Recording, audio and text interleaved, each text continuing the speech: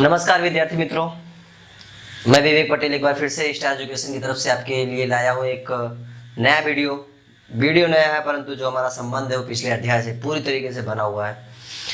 और इस वीडियो में मैं आपको बताऊंगा मनुष्य और वनस्पतियों में किस प्रकार से वाहन होता है। वाहन एक ऐसा शब्द है जिसके द्वारा हम इतना समझ सकते हैं सिर्फ कि हमारे शरीर में पोषक तत्व ऑक्सीजन, कार्बन डाइऑक्साइड, वर्ज्य पदार्थ किस प्रकार से हमारे शरीर में उनका वाहन होता है। और अपनी कक्षा 9 में आपने पढ़ा है कि रुधिर जो होता है एक तरल संयोजी उत्तक होता है हमारे शरीर में, जो हमारे शरीर में खाद्य पदार्थ, ऑक्सीजन और वर्ज्य पदार्थ तीनों का वाहन करता है। अच्छा, रुधिर की रचना के बारे में भी आपने पढ़ा, तो आपने ये भी पढ़ा कि रुधिर में प्लाज्मा पाया जाता है जो कि खाद्य पदार्थों के वाहन के लिए जवाबदार होता है। रुधिर में लाल रक्त कणिकाएं पाई जाती हैं जो रुधिर में ऑक्सीजन के वाहन के लिए जवाबदार होती हैं। और सबसे जो महत्वपूर्ण कार्य है रुधिर का, वो कोशिकाओं तक ऑक्सीजन पहुंचाकर कोशिकाओं से कार्बन डाइऑक्साइड वापस लाना है। चलिए शुरू करते हैं। सबसे पहले मनुष्य में वाहन जिसके लिए प्रमुख जवाबदार जो अंग है वो है हमारा हृदय। हमारा हृदय है तो बड़ा सा, परंतु इसकी रचना जो है एक मुट्ठी आकार की है।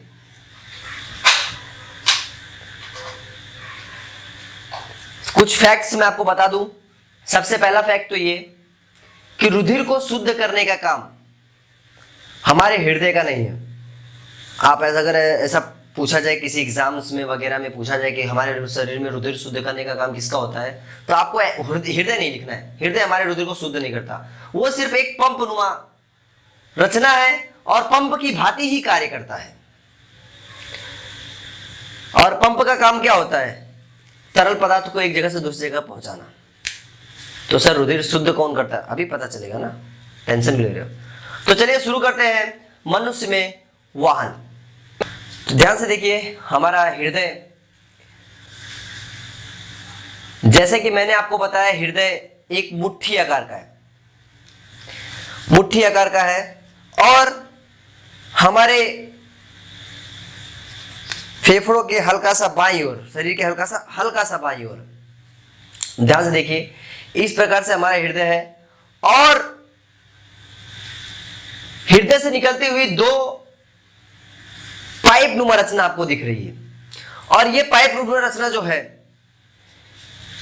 ब्लू वाली जो रचना है, ब्लू वाली जो पाइप आपको दिख रही है, उसे कहा जाता है शिराएं। और जो रेड कलर की पाइप नुमा रचना आपको दिख रही है उसे कहा जाता है धमनी।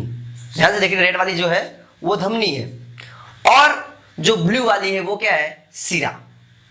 ढेर सारी शिराएं, पूरी जाल नुमा रचना। और आगे है रुधिर वाहिकाएं, जो शिराएं और धमनियां जाके छोटे छोटे में खुलती हैं उसे कहा जाता है रुधिर वाहिकाएं।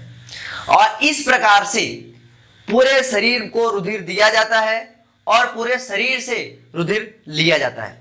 हृदय से पूरे शरीर में रुधिर दिया जाता है और हृदय से ही पूरे शरीर में रुधिर लिया जाता है। ये देखिए आपके हृदय की रचना। 4 खंड होते हैं हृदय के। पहला होता है, सबसे पहले आपको ये जानना चाहिए कि ऊपर के भाग को हम अलिंद कहते हैं और नीचे के भाग को हम कहते हैं निलय। तो दाएं तरफ का जो अलिंद है उसे दायां अलिंद, और बाएं तरफ का जो अलिंद है उसे बायां अलिंद। दाएं तरफ का जो निलय है उसे दायां निलय, और बाएं तरफ का जो निलय है उसे बायां निलय कहा जाता है। और इसके साथ साथ ही इसमें कुछ वॉल्व पाए जाते हैं, जिसमें सबसे पहला आता है त्रिकपाटी वॉल्व, द्विकपाटी वॉल्व, और भी बहुत सारे वॉल्व दिख रहे हैं, लेकिन हमें उसकी जानकारी नहीं, हमें सिर्फ ये वॉल्व लेना है, द्विकपाटी वॉल्व और त्रिकपाटी वॉल्व। तो आप देख पा रहे हैं जो त्रिकपाटी वॉल्व है, ट्राई, वो हमारे दायां अलिंद और दाएं नीले के बीच में है, और जो द्विकपाटी वॉल्व है वो बायां अलिंद और बाएं नीले के बीच में। और ये जो वॉल्व हमारे होते हैं, जैसे कि आप ड्राइंग में देख पा रहे हो, ये एक मार्गीय है, मीन्स इसमें से रुधिर सिर्फ और सिर्फ वन वे से ट्रेवल करता है, एक तरफ से ही जाता है, दूसरी तरफ से वापस नहीं आ पाता। सपोज दैट किसी ऐसी सिचुएशंस में जिसमें आपको उल्टा होना पड़े, अगर दाएं अलिंद से दाएं अलिंद से दाएं नीले में रुधिर आ गया है, अभी मैं आगे आपको समझाऊंगा इसकी जो ट्रांसपोर्टेशन हो रही है, जो वाहन उनके अंदर हो रहा है, परंतु ऐसी किसी सिचुएशन में अगर आपको उल्टा होना पड़ा तो ये रुधिर जो दाएं अलिंद से दाएं नीले में जा रहा है वो दाएं नीले से वापस से दाएं अलिंद में नहीं आता है। ये क्यों? क्योंकि इनमें ये जो वाल्व की रचना आपको दिख रही है, इस वाल्व के कारण से। तो आपको हृदय की रचना पूरी तरीके से पता होना जरूरी है। मैं एक ब्रीफ कर देता हूँ हल्का सा। हृदय हमारे मुट्ठी आकार का होता है, जो हमारे शरीर के हल्का फेफड़ों के हल्का सा बाईं ओर होता है। इसमें 4 चैम्बर्स होते हैं। ऊपर के चैम्बर को दायां अलिंद और नीचे के चैम्बर को ऊपर के चैम्बर को अलिंद और नीचे के चैम्बर को नीले कहा जाता है। उनको बीच से सेपरेट करके दो और भागों में बांट दिया जाता है, दायां पक्ष और बायां पक्ष। दाएं पक्ष को दायां अलिंद दायां नीले और बाएं पक्ष को बायां अलिंद और बायां नीले कहा जाता है।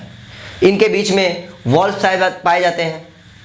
एक होता है त्रिकपाटी वॉल्व और एक होता है द्विकपाटी वॉल्व। अगर आपके से प्रश्न पूछा जाएगा हृदय की रचना तो एकदम इजीली आप इस प्रकार से बता सकते हो, कुछ भी हाइपर होने की जरूरत नहीं है। और इसके अंदर जो रुधिर का परिवहन होता है वो किस प्रकार से होता है वो भी मैं आपको बता देना चाहता हूं। तो मनुष्य में रुधिर का परिवहन, ये रुधिर का परिवहन किस प्रकार होता है? तो सबसे पहले आपको पूरा परिवहन तंत्र जानने से पहले सभी अंगों के बारे में जानना जरूरी है, जिसमें मैंने हृदय के साथ जो भी संबंध था वो मैंने आपको बता दिया कि हृदय के अंदर क्या है कैसा है। अब हृदय के बाहर जो रुधिर लाने का और रुधिर को शुद्ध करके पहुंचाने का काम कर रहे हैं उनके बारे में बता देता हूं। सबसे पहले आपको पता होनी चाहिए, जो मैंने अभी बताया ब्लू कलर की लाइनें, ब्लू कलर की पाइपें, वो सारी शिराएं हैं और वो आकर के एक महाशिरा में खुलती है और वो महाशिरा हमारे रुधिर में हमारे हृदय में आती है। हृदय में आपको ऊपर से एक पाइप दिख रही होगी, दाएं अलिंद में आती हुई, देखो वो पाइप जो है जो दाएं अलिंद में आ रही वही है हमारी महाशिरा।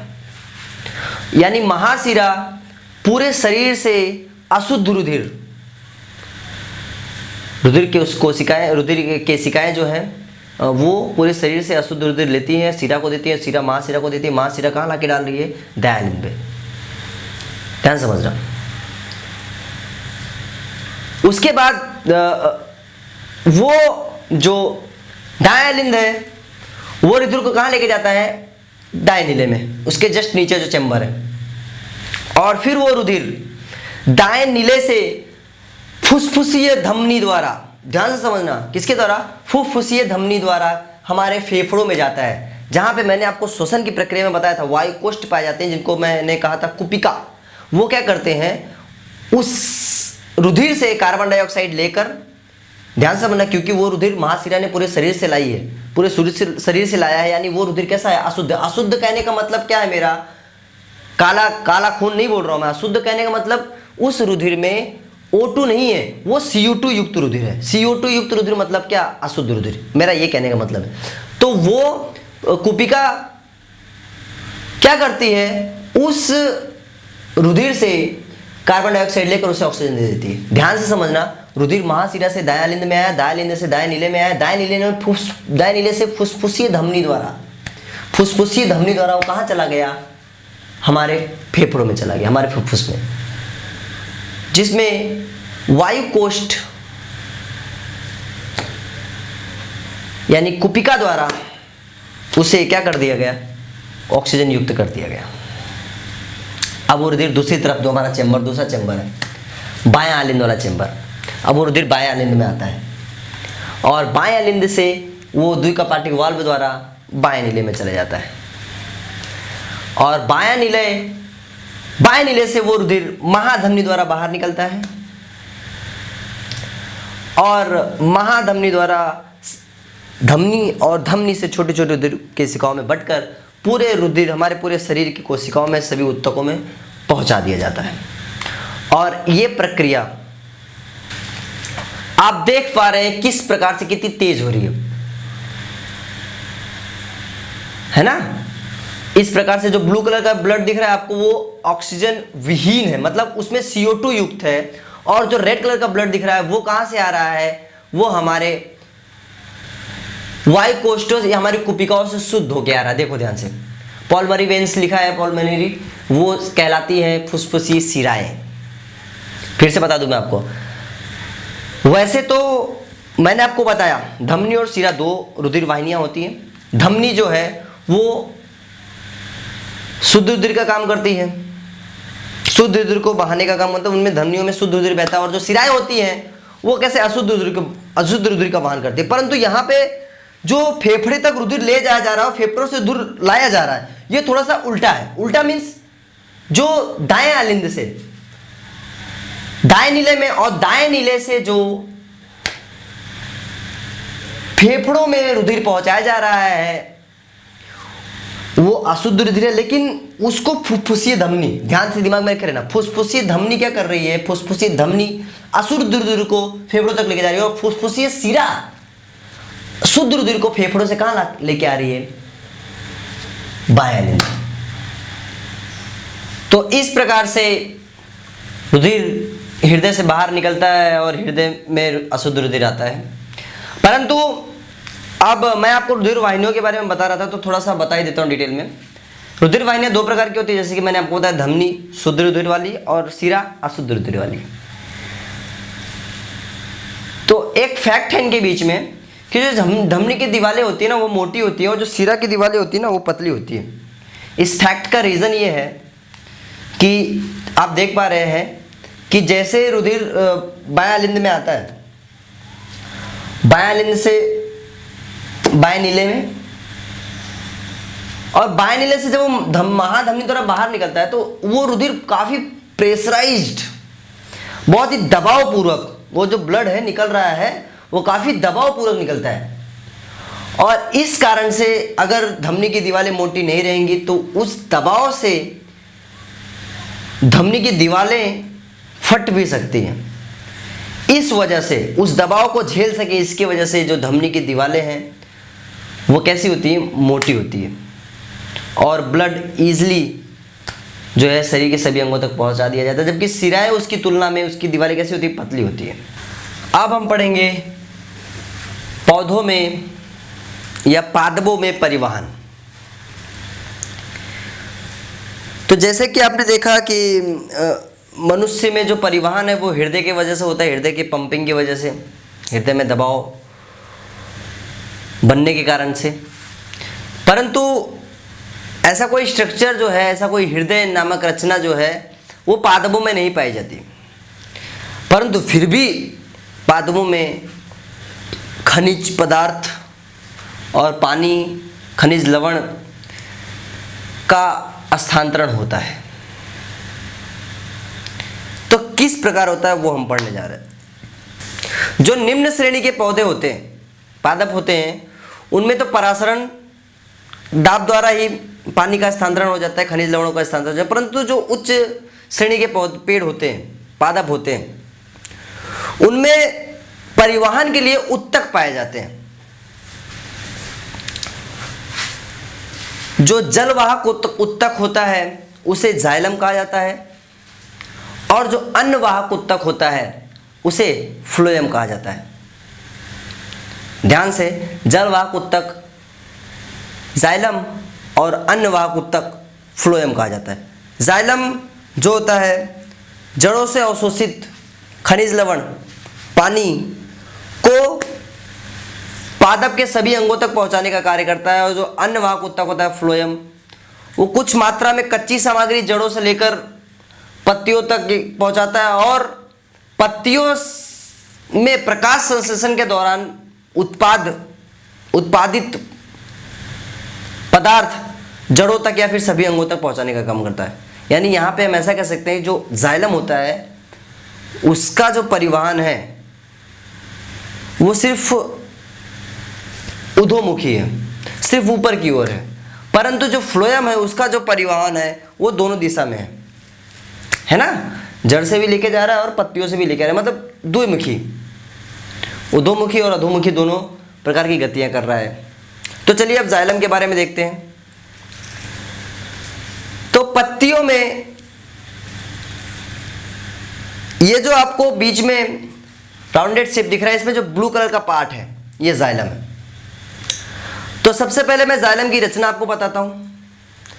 जाइलम में एक वाहिका होती है और एक ट्रेकिड्स पाया जाता है जो कि मृत कोशिकाओं का बना होता है, और इसके अंदर पानी कुछ इस प्रकार वहन करता है, और पानी के जो मॉलिक्यूल्स होते हैं वो आपस में, पानी के जो अणु होते हैं वो आपस में हाइड्रोजन बंध के कारण बंधे होते हैं, और कुछ भौतिक परिबल की प्रक्रिया के कारण ये पानी लगातार बिना रुके हुए एक आकर्षण के कारण कैसे करते हैं, वहन करते हैं। परंतु